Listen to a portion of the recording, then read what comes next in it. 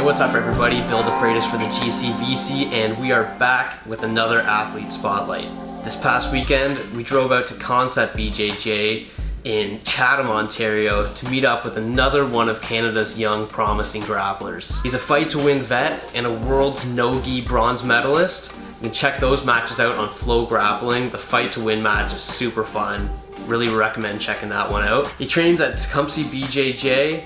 Started out with guys like Dante Leon, and you can just tell by his professionalism and the way he's preparing for these tournaments. I can't wait to see where this guy's going to be in the next few years. You can catch him this weekend at Pans in the purple middleweight division. Maximilian Hanson. And extra shout out to Stacks Bundles, owner of Concept BJJ and Jits Life Brand, for inviting us into his gym and hooking me up with another t-shirt here. Make sure to check out Jits Life Brand. I'll leave the link in the description. Alright, thanks and enjoy.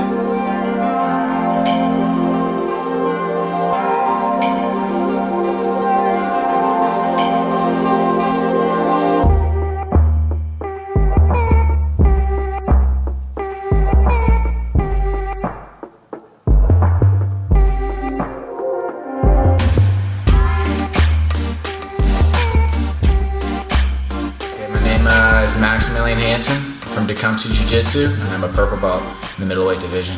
How long have you been training? I've been training about 7 years now, since I was 15 years old.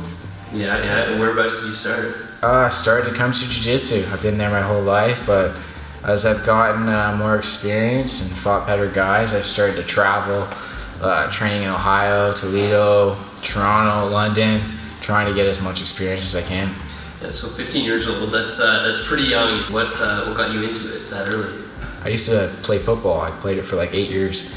And I thought I was like, I'm going to be a running back in the NFL. And then I quickly realized that wasn't going to happen. So basically, my parents told me once I quit football, I needed to start a sport.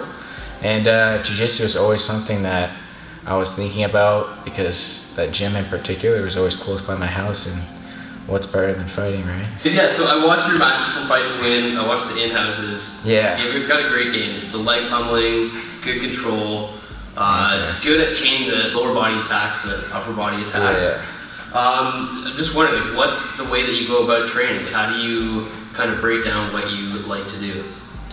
I think it's just extremely important to essentially plan out what you're going to do beforehand. Don't go into training thinking, alright, I'm just going to work this certain guard and that's it. That's all there is to it. I'm going to sweep this big guy. I'm going to tap out the black belt today.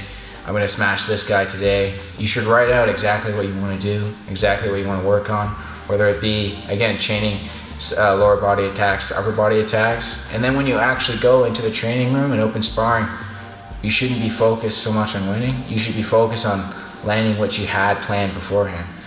So, for example, if you thought, okay, I want to work on going into a knee slice, losing the underhook, and then regaining, like, let's say half guard control and getting that underhook back. You should try to put yourself in positions where that happens over and over again while you're training. Instead of just trying to beat the best guy in the room, you should try to consistently put yourself in situations that help you work on what you had planned previously, right? Yeah. Makes sense? Makes sense? Yeah. How do you know when you have something fixed, a problem fixed, something that you went back to work on? Well, if basically, essentially I'll try to, again, I was mentioning you earlier about like watching film.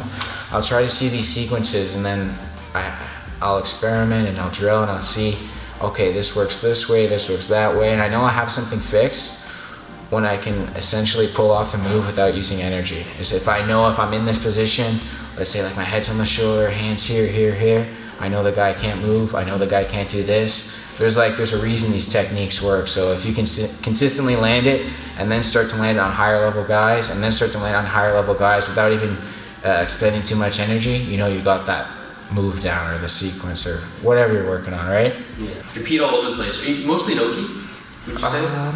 Well, I started off gi, but honestly, like training with in Ohio and Toledo, doing Nogi with Dante Leon, like that really got me into Nogi. Like I think Nogi's really, really fun. I think it's more freeing. You can read, do heel hooks, and it's just I think it's kind of a differentiating itself from the gi. And personally, I just enjoy Nogi much more. Yeah. Do you think it's at the point in this sport where you have to choose between one or the other? Like, I mean, 10 years ago, I think you could be at the top of both, like winning at both. But now, do you think you can be at the top of both consistently? Or do you have to choose one or the other? It's like, that's a good question, because like, if you look at like, people are like, oh, Gordon Ryan, he's the best at no-gi because all he does is no-gi. But then it's like, okay, well, for example, we were just talking about Mason Fowler. He beat Craig Jones twice in a row no-gi, and then he won Pans.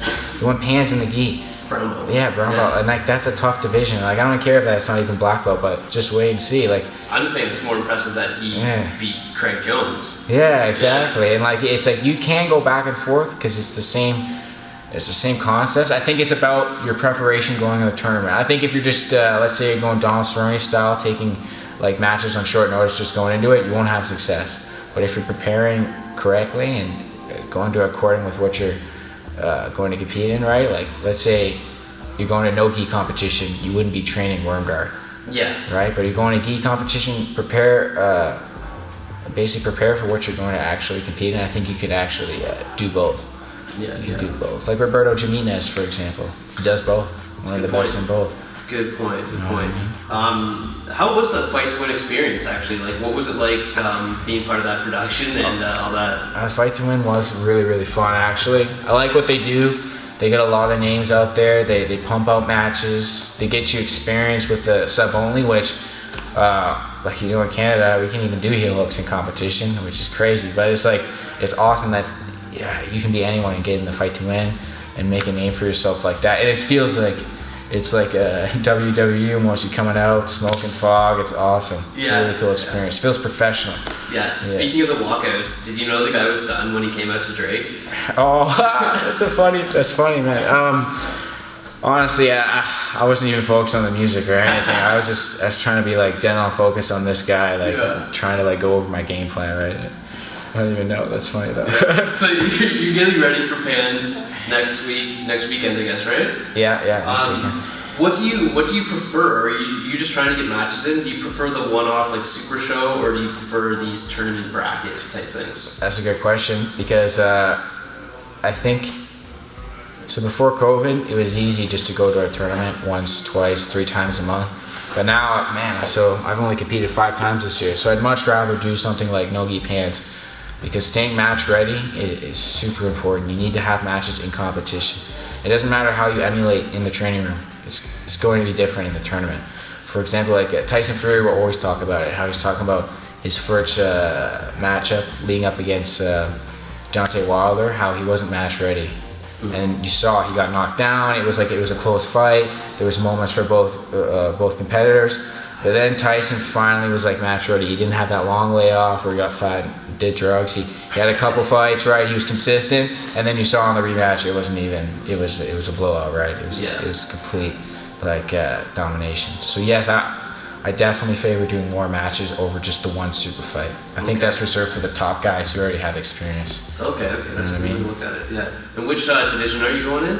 I'm going in the middleweight division. Middleweight? Yeah. How are you feeling going in? I'm feeling fantastic, man. I can't tell you how prepared I am for this. Last year at purple belt lightweight, I took 3rd place. I lost against Lucas Beavis in the semifinals, and honestly, I think my biggest mistake was just the mindset of once I made it to the semifinals. I didn't actually believe I could make it there, and once I was there, I was like, oh, I got my 3rd medal. I'm 3rd in the world, and then that's it. I don't even have to, like, it doesn't even matter if I win from here. But now it's like, I know where I'm at, and I'm not even close to the same guy I was back then, so I'm really excited to show what I'm made of and what Canada's made of. That's awesome. That's awesome. And what type of goals do you have for yourself in the future, or are you just day at a time? No. Okay, that's good. You definitely need to set goals. You can't, you do have to take it a day at a time, but that being said, you have to set long-term goals and short-term goals. I don't want to be just, I don't want to be a middle of the pack guy. I want to be fighting the best people in the world.